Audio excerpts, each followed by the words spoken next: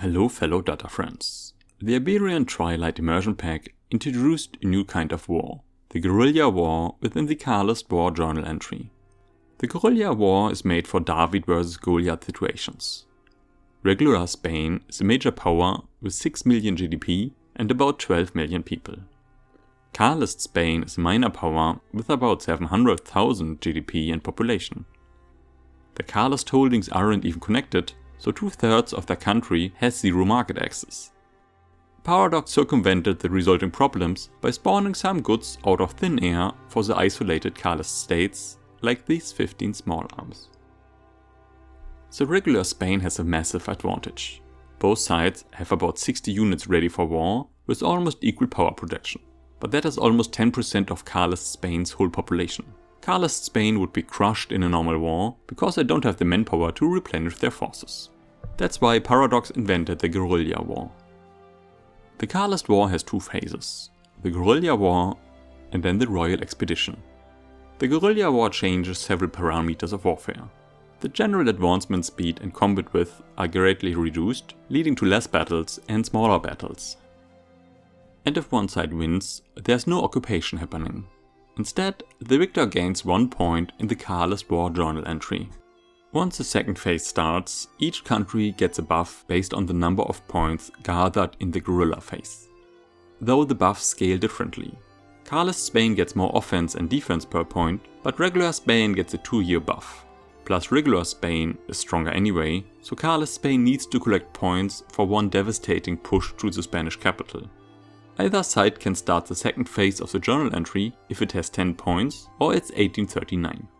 Regular Spain also has this debuff, National Guard Preoccupied, which massively reduces their conscription rate. That debuff will be removed for the second phase. But there are more changes. Guerrilla battles use special battle conditions. There's disarray, the bad one.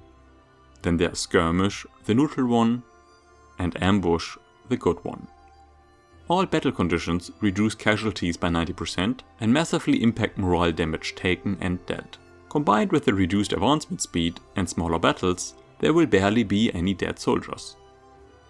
Under normal circumstances, you have 57% chance to roll skirmish, 28% chance to roll disarray, and 14% chance to roll ambush. But several commander traits have been altered to impact guerrilla wars. Pillager increases the ambush chance by 800%. Given the power of the battle conditions, Pillager becomes quite strong. Surveyor, Forest Commander and Mountain Commander increase the odds for ambushes by 400%. So having a good commander for guerrilla warfare is quite impactful. The second phase, the Royal Expedition, is just a normal war, but with the potentially very strong buffs from the guerrilla phase. These buffs will decide who will win the second phase and the journal entry. Okay, let's say you are playing as Carlist Spain. What should you do to win the Carlist War? They actually start with a good setup. They start with 4 generals and all of them are pillagers. So every Carlist general gets plus 800% ambush chance, which is quite strong. Just keep them. But one of the Carlist generals is tactful and a mountain combat expert. I recommend to put him on defense. Then he gets another 10% defense from his order. Mobilization options are tricky because 2 states of yours are totally isolated and can't trade. Don't activate options there.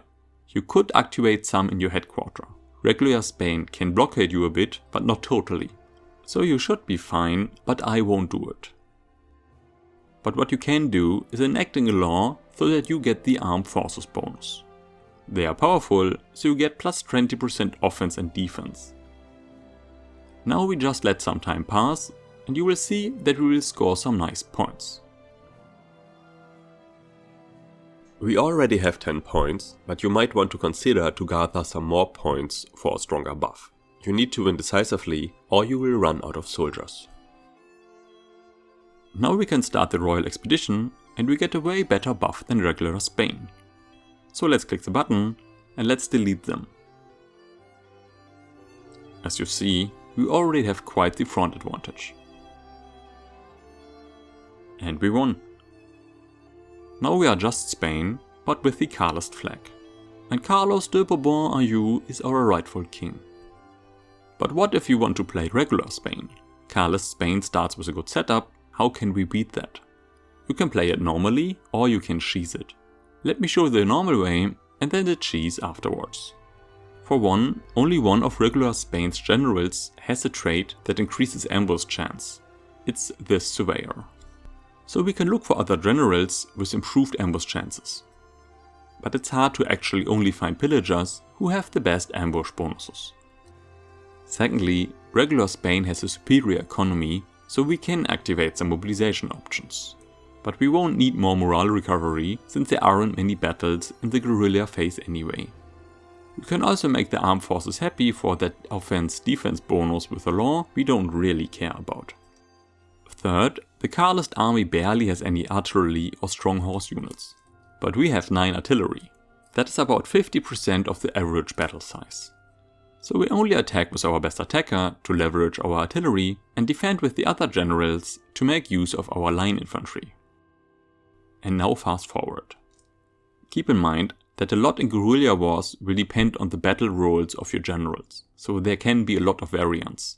But regular Spain doesn't need a decisive victory in the guerrilla war phase, they just need to do okay.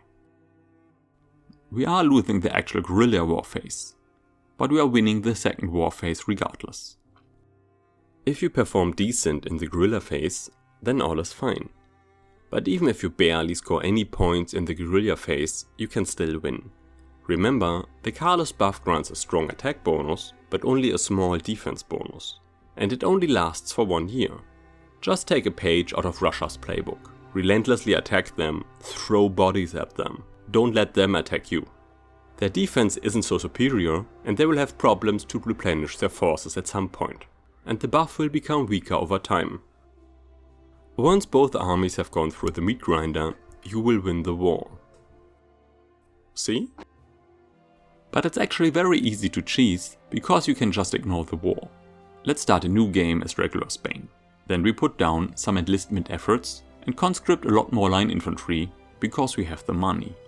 And all our generals get defend orders. Once we have enough units at the front line, so that we have about 12 advantage, then Carlist Spain will set their generals to defend too. Because they are afraid of our superior forces at the front line, which is a bit stupid, because guerrilla wars are about fighting a superior enemy. But now there are no battles, so we can just wait until 1939, then we can flush them out. Since the buffs are rather minimal, we can easily beat Carlist Spain. And you can actually use less troops than I did to cheese this way.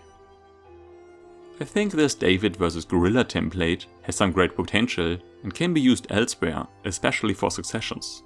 Think about the Polish rising up against Russia. They will be crushed unless some other great power supports them. What if the succession reaches the countdown to war, and when there's no way that Poland would actually win that war, then they just start a guerrilla war instead? That gives them a fighting chance, and why would they even try to beat Russia alone in a normal war? Makes more sense and could be way more interesting. What do you think? And thanks a lot to Sulfi for supporting my channel as Data Capitalist. That is very much appreciated. If you want to learn more about the new rules for subsistence farms under serfdom, click on the top video. Thanks a lot for watching, I see you on the next one.